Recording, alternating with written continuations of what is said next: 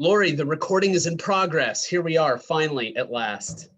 Hey, everybody. Welcome back to the Talks with Thompson podcast. I am joined today by Laurie O'Hara, who is a digital marketer, social media manager, and content creator for, it's Keene State College, right? Yep, that's correct. Yeah. Okay, that's what I thought. Yeah. In New Hampshire. So, hey, thanks for joining the podcast. I really appreciate your time. How are you doing today? I'm very excited to be here. I'm excited to jump in. So I think we're going to have a lot to talk about since we're both in the same sort of industry doing similar things. Can you tell me a little bit about what you do at Keene State College and how you kind of fell into that role? Yeah, fell into it is definitely the right way to describe it. So at Keene State, I wear a lot of different hats. So I was hired as a social media specialist and a writer.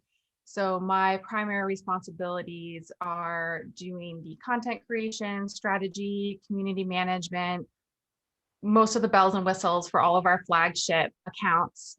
And then on top of that, I do a lot of writing. So that could be anything from interviewing students or alumni for short stories to feature on the website, or, writing a lot of admissions materials. So postcards that we mail, emails that we send out, any kind of piece that our admissions counselors take on the road with them, in a non-COVID year. So yeah, they definitely keep me pretty busy, but it's a lot of fun, and it's been great. I've been there about 3 years now, and fell into it is definitely the right word because this is my first job in higher education.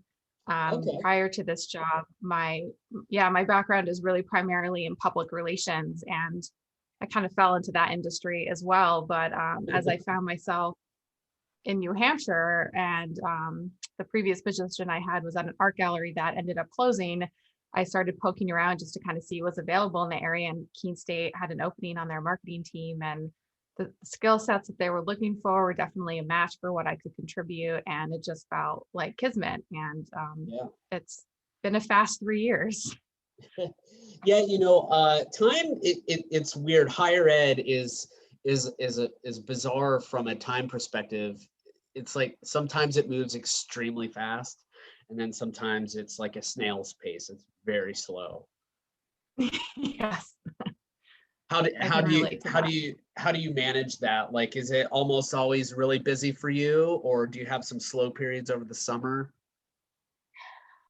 Typically in the summer, it would be slow. Yes, this past summer, not so much with all the changes that COVID brought. We did go through a period of, having some furloughed employees. So my workload actually increased, right?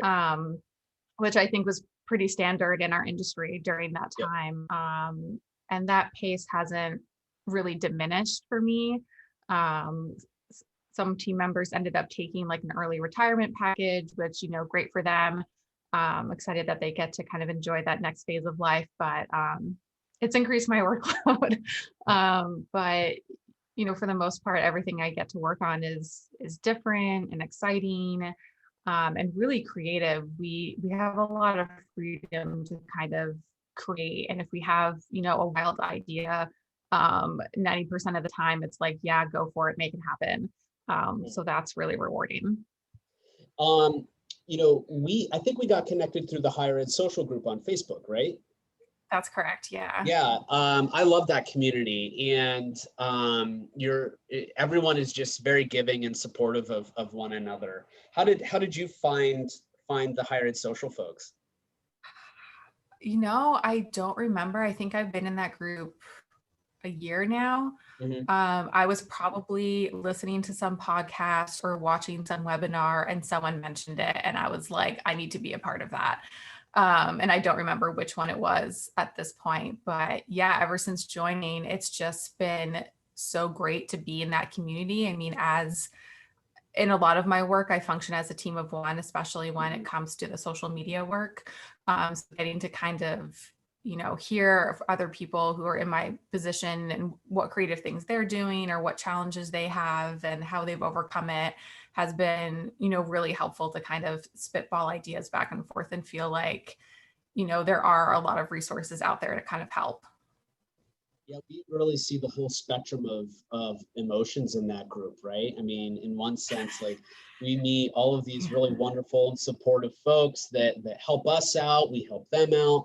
And then we also see the crisis comms announcements like, hey, guess what? Something's on fire. Help me, talk me off the ledge here. And then sometimes we see, as you said, we see some of the furlough announcements that are heartbreaking. And Yeah. yeah. So I'm glad, nevertheless, that you found me through the group and that and we're talking. So this podcast is primarily for undergraduates, undergraduate marketing students, graphic designers, folks in the communications professions. And I'm curious, like, how did you find your footing in PR and in marketing and communications? I see that you're an MBA student right now. Mm-hmm. How's that going? Yeah. So yeah, it's going well. I'm doing it part-time. So it's one class at a time, but the end is in sight. I'm 2/3 of the way through it. So that's really great. But when I was in college, PR marketing was an industry that was not on my radar at all. In high school, I dreamed of becoming an environmental lawyer. So I thought that was the route that I was going to take. Okay. And then I got to college and took a law class and was like, oh no, like this is not for me. Um, so I think that happens to a lot of people where, you think you're on this path and then it's like, oh no, this is not what I thought it was going to be. This doesn't resonate with me the way I thought it would. What do I do now? And I really enjoyed I had gone in to want to be an environmental studies major, but I had a few friends taking art history classes. So like just for fun, like I joined them for a few and I ended up really falling in love with art history. So my senior year, I switched my majors and my advisor like wanted to kill me because he was like, you're like close to graduating. What are you doing? But I had taken, all my prereqs and done enough things before that I could, kind of make my senior year like 90% art history classes, which was amazing. That's incredible. Yeah, which is really a lot of fun. Holyoke College has a great art history program. And, I kind of thought I would go into that arts world. But I should also mention I graduated in 2008, which was the last recession. And those jobs just kind of, weren't available in the way that I had thought they would be. So in talking with a family friend, they kind of looked at everything I had done as an undergrad student and kind of were like, you should look at public relations. And I was like, well, why do you say that?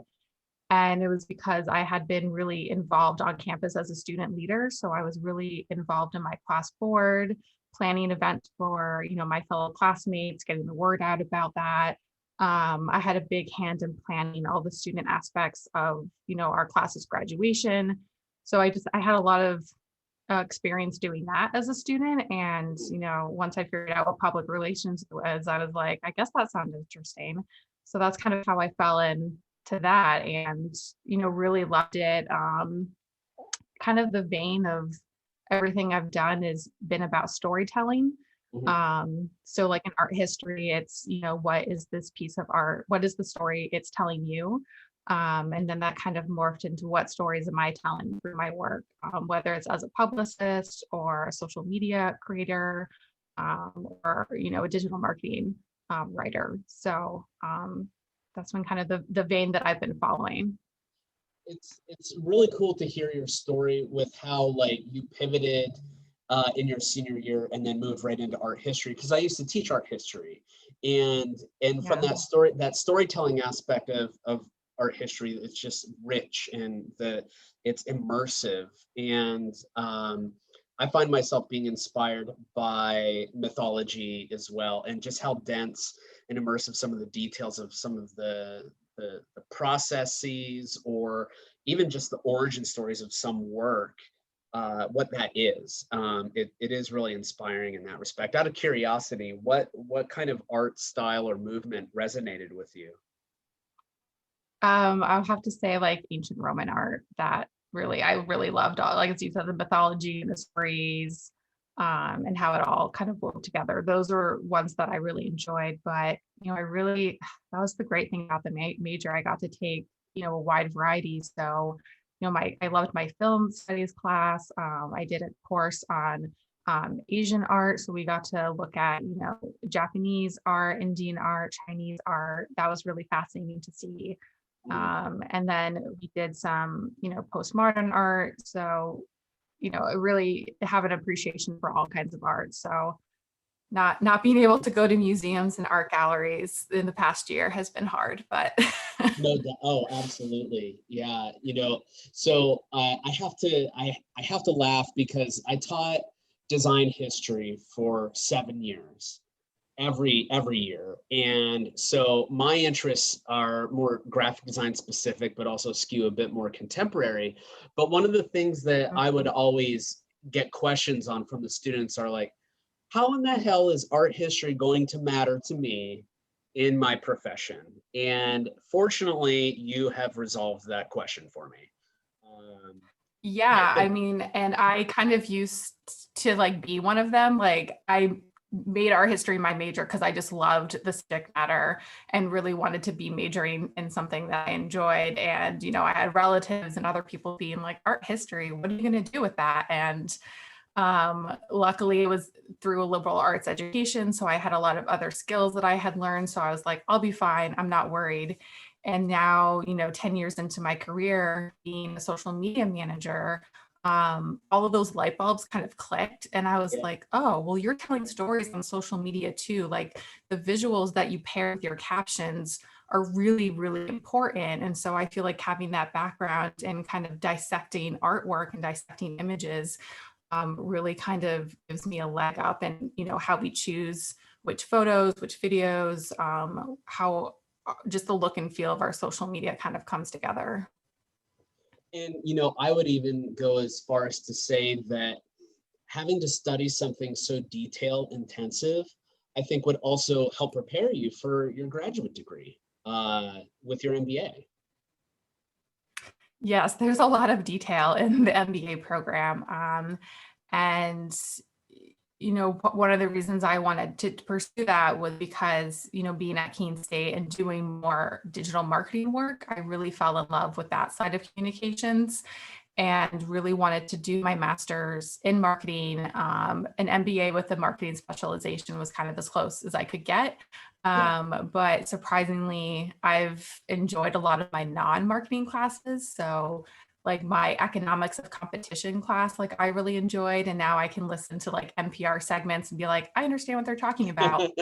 um, so I mean, it's been kind of great to kind of learn about the different degrees and best practices of businesses and kind of see how that all puts together, how that gets to put together to kind of enhance and define a marketing strategy, because that's just one element of a business. So you'll be graduating soon with your marketing degree, and it sounds like what you're learning is augmenting what you do during the day, your actual, Marcom work.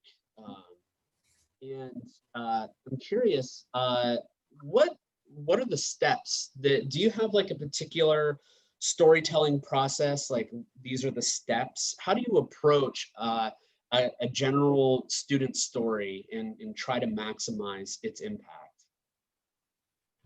Yeah, so we kind of have like a loose rubric we try to use when we decide which stories we want to tell.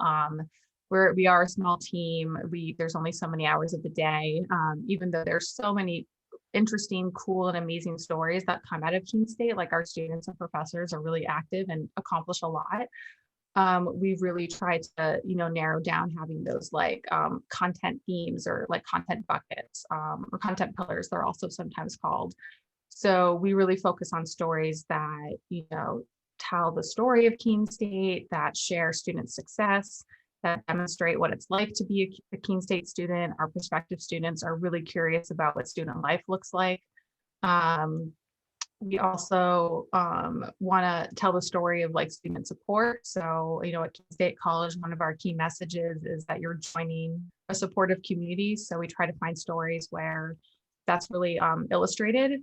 So from there, once we find a really great story, which there are too many to tell, which is too bad. I wish I could clone myself and tell all of them. Right. We really, yeah. So in our interviews with, our students or faculty or alumni, or what have you, we really try to get a range of, quotes from them. So something that we could, kind of weave into a story that makes sense for the website. And then how do we pull out those quotes to use on social media? Or is there a way that we can weave some of those quotes and photos in our development materials and kind of, help in the fundraising? Or how do those stories like work their way into admissions material? So we do try to tell those stories in a variety of different ways. So that definitely keeps it interesting. Yeah, and that all sounds great. And one of the things that I like about our particular group, and especially Marcom folks in the higher ed sector, is that we all approach storytelling very differently. I know that when I started my job at the University of Pittsburgh, my supervisor at the time, when I interviewed, he's like, just so you know, 97% of this job is writing. And that's because my predecessor was a journalist, and he was really good, and he was exceptional at crafting stories with language. And then I came on board, and my supervisor realized, like, oh, he's actually really good at telling stories a different way, visually. So what ended up happening was it helped diversify our marketing mix and our storytelling output. Do you do a lot of work with graphic designers on the storytelling front, or how do you approach a story visually? Yeah, so I'm really lucky in that when it comes to the creative assets, I have two people on my team who are really talented in those areas. So I'm kind of the wordsmith strategy piece of our social, Okay. what we do on social, and we have a really talented videographer and photographer. And we also have a graphic designer. So between the three of us, we create really amazing things. So, with Will, our photographer, videographer, like we'll do more vlogs, some more video storytelling, or like mini videos for social, like with our graphic designer. We have a new one, so she's only 2 weeks into her new job, but I'm excited to work with her. But our previous graphic designer really helped create, like GIFs or motion graphics or templates that we could use on stories, for example. Like that was something we did a lot last year since we were not on campus for the second half of the spring semester.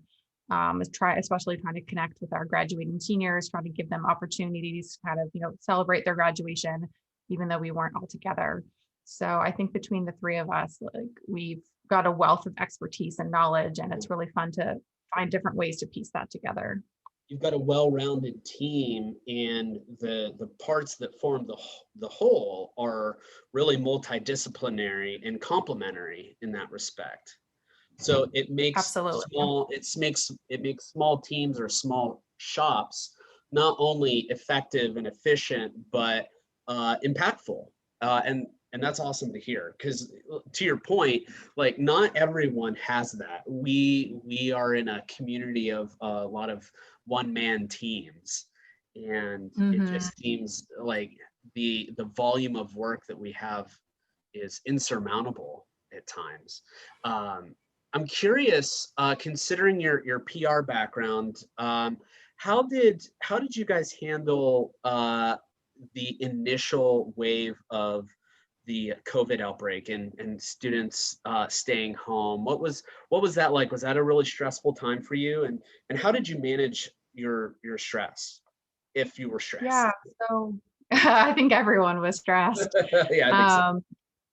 Yeah, so it was a stressful time just because everything we had planned for the semester, whether that was social media or admissions outreach or like digital ad campaigns, that all had to be redone because none of it made sense anymore. Our ads saying "come visit campus" like don't make sense anymore. And so, gosh, there was like a 3-week period where I think we all were like pulling all-nighters just to try to like get everything turned around and Wow. and just like making sure that our students felt supported. So my supervisor was really took on the role of handling our internal communication. So how we were communicating with students, the decisions we were making about going remote and what does that mean and what happens next.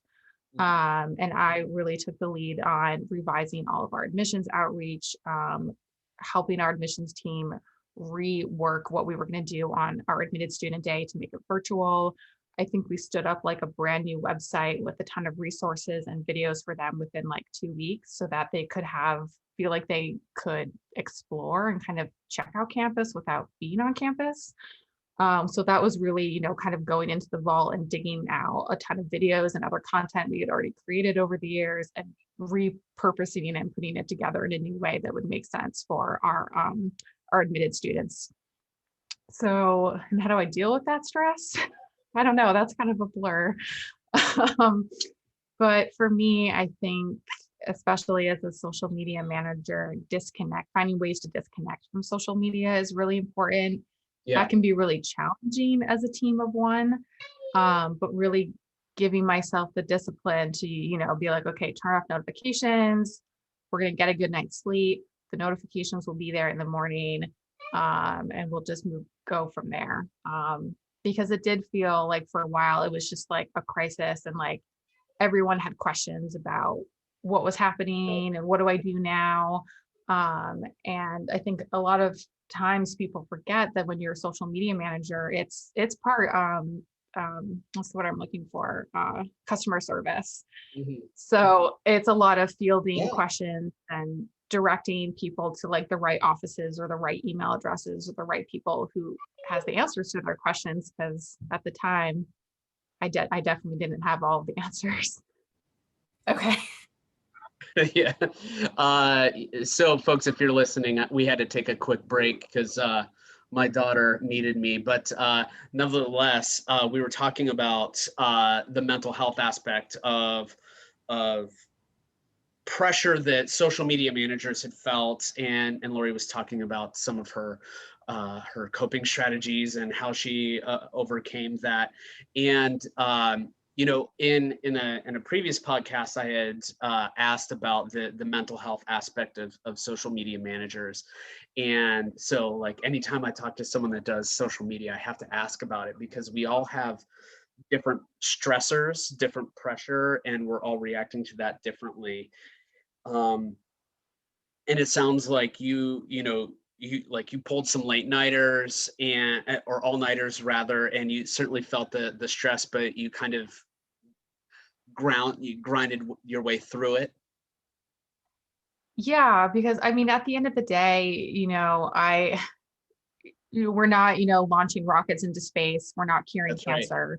So, it's important to kind of force yourself to take that time away from your work, even when it feels like it's piling up, because it will be there tomorrow. And right. The world is not going to stop if you forget to schedule a social media post or you don't reply to someone within 24 hours. It's going to be okay. And that's such a great way to look at it, because I feel like a good portion of the social media higher ed community, like not a lot of people think that way. They feel like they have to be on or they are responsible. And in one sense, like I understand how like I'm the manager of this account, this is my domain, and the importance and responsibility that comes with that. My perspective on the social media manager job, speaking generally, obviously there's nuance, but speaking generally, like where you are in the hierarchy of a communications department in an institution, it's like there's not a lot of ownership necessarily with different types of services. And social media is one of those things where you can really take ownership of it. So I always understand our peers to be very dedicated to that ownership and ensuring that the work that's going on there is as best as they can make it. And I think that speaks volumes of the work ethic. Yeah, I'm constantly impressed by, everyone in the higher ed group on Facebook and how hard everyone works and how on everyone is all the time. And I definitely fall victim to that myself, I'm definitely a high productive worker, high volume of output myself. But I've noticed that if I keep on that track, I get burned out a little easily. So it's important to kind of give yourself grace and give yourself time to kind of recharge. Because the wonderful thing about being a social media manager is that it is such a creative job. You can like try new things, and we do have a lot of freedom to try different types of posts. But if you're constantly on the hamster wheel, you're not going to get any new creative ideas. You're going to suffer from that burnout. So it's important to try to find that balance. I'm curious, Laurie, do you take on any side work? Do you run social media for any folks outside of higher ed, like any small businesses, or do you do any work on the side? Not at the moment. My full-time job and then being in grad school part-time is definitely feels like enough for me right now. Yeah, that's a But good point. yeah, yeah, but probably when grad school is over, I'll probably miss that side hustle. Um, yeah, some of my grad school classes I spend outside of work hours, 10 to 15 hours doing reading and work and Oh, group projects and writing yeah, papers. So that's enough for me it'll right be now. worth it in the end. It'll be worth Yeah. it in the end. Um, I'm curious if you have any advice for undergraduate marketing folks or communicators, undergraduate communicators, comms folks, creatives, on you know how once they graduate, what advice would you give them on starting their careers? What kind of pointers would you give them?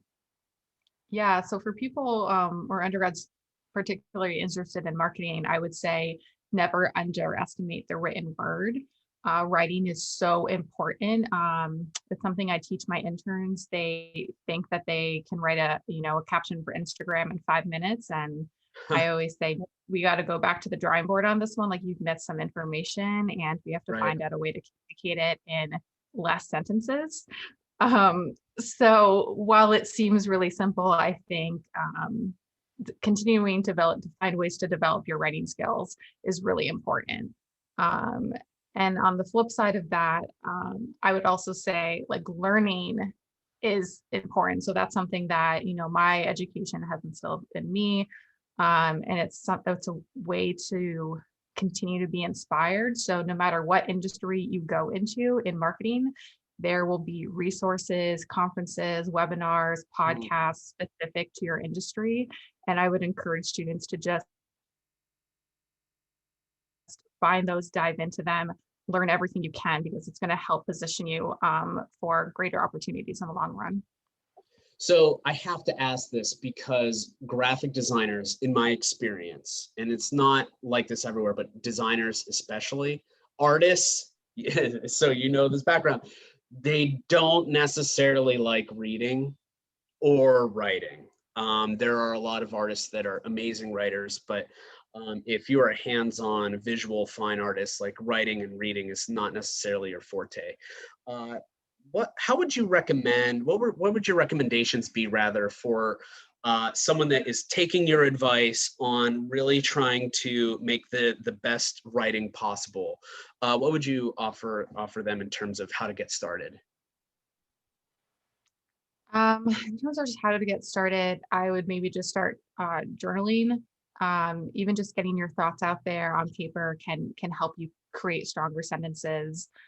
This might be counterintuitive, but reading actually can make people stronger writers. Absolutely. So yeah, so whatever genre you love reading, I would just consume and read as much as you can, because you'll just learn more about sentence structure and how vocabulary can work together to tell a story. And you'll just start absorbing that information, and that'll make you a stronger writer as well. Yeah, reading other writers. For me, a variety of different resources there, ranging from fiction and nonfiction. I Mm, don't read a lot of poetry, but I do read a lot of journalism, and that helps me profoundly. Even just looking at how other folks are constructing their tweets and posts, like, and just observing that has been hugely yeah, beneficial. absolutely. And that's something I do provide my interns, because okay, so my interns run our student-focused account, but then they also contribute articles to our website. So when they're just getting started writing articles for a website, it's a very different writing style than they've ever really been asked to do before. It's different than writing a paper for a professor. It's different than writing an article for the school newspaper. So I always try to give them examples that are kind of similar to the content or story that they're working on, so that they can have that example to say like, okay, this is kind of the flow I need. This is kind of the direction the story needs to go. This is how to like share those key messages without specifically saying, Keene State has successful students, Right. how do you illustrate that with what the student is actually accomplishing? So yeah, I think just reading and consuming is really key for all of that. What are you reading right now? Oh gosh, a variety of things. I feel like I'm always reading like 3 different books. I'm just one of those people that pick up a book and find something else, and then I'm like, I have to go back. So right now I'm making my way through Herding Tigers by Todd Henry. It's a book about being a leader for creatives. So I'll check that one out.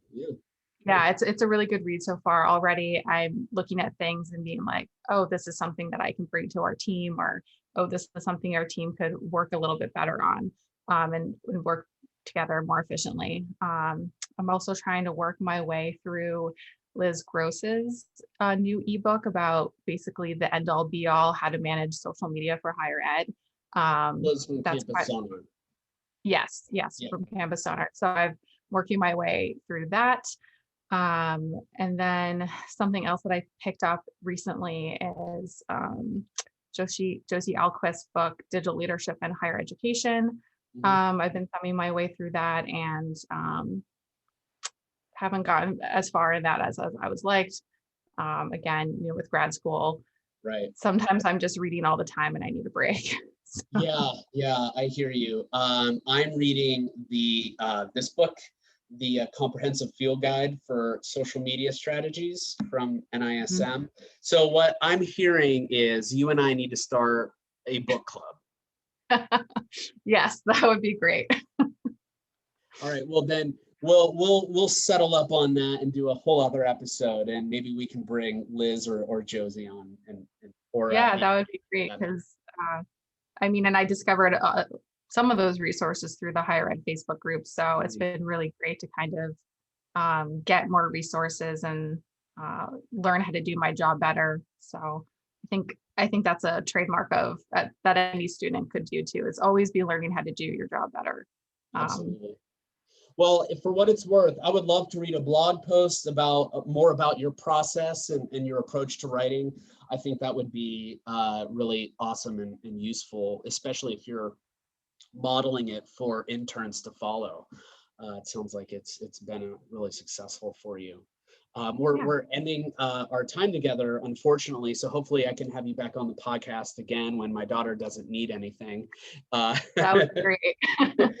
How can folks learn more about you? Maybe reach out, get in touch if they have questions. Yeah, so they can find me on LinkedIn. I'm /Laurie O'Hara. I'm also on Twitter at Laurie O'Hara _. I will say I'm a little embarrassed to not be super active there. It's something I'm working on. I think as social media managers can understand my lack of wanting to be on social media in my downtime. But that is something I'm trying to keep up. And my website is laurieohara.com. You can find me there as well. All right, we'll do that. Well, thank you again so much for your time. And it was wonderful hearing your background and the work that you're doing in higher ed. And hopefully we'll talk to you again soon. Great. Thank you so much.